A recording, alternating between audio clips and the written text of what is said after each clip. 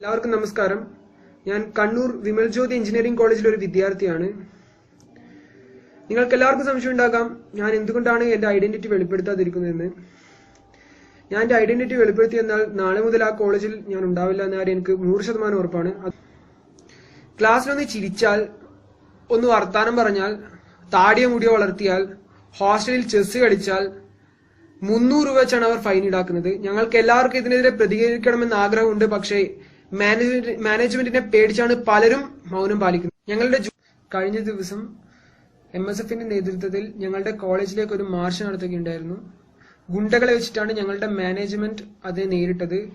അന്നേ ദിവസം രാവിലെ കുർബാനയിൽ വെച്ച് പള്ളിയിലച്ഛൻ ഇങ്ങനെ പറയുകയുണ്ടായി, ചില മതപരമായ ശക്തികൾ ഞങ്ങളുടെ കോളേജിനെ കീഴ്പ്പെടുത്താൻ ശ്രമിക്കുന്നുവെന്നും എല്ലാ മതവിശ്വാസികളും ഇതിനെതിരെ പോരാടണമെന്നും അദ്ദേഹം പറയുകയുണ്ടായി.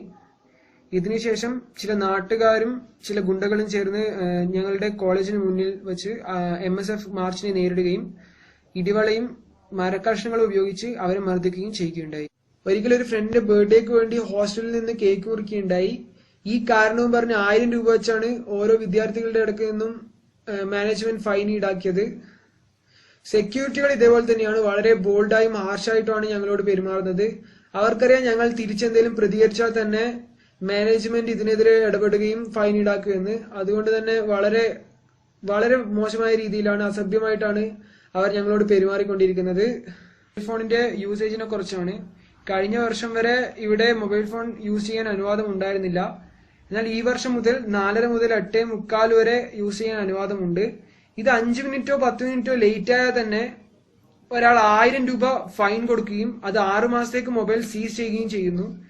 കൂടാതെ ഞങ്ങളുടെ പ്രൈവറ്റ് ഫോട്ടോസ്, മെസ്സേജസ് ഒക്കെ ഇവർ റീഡ് ചെയ്യുന്നതും ഞങ്ങൾ കണ്ടിട്ടുണ്ട്. പക്ഷെ ഇതിനെതിരെ ഒന്നും പ്രതികരിക്കാൻ കഴിയുന്നില്ല. എനിക്കറിയാം ഇപ്പോഴും പലർക്കും ഞങ്ങളുടെ അവസ്ഥയെപ്പറ്റി ശരിയായി മനസ്സിലായിട്ടില്ല.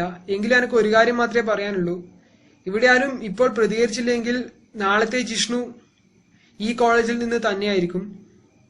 എല്ലാ രാഷ്ട്രീയ പാർട്ടികളും രാഷ്ട്രീയം മറന്ന് ഇതിനെതിരെ പ്രതികരിക്കുമെന്ന് ഞാൻ വിചാരിക്കുകയാണ്.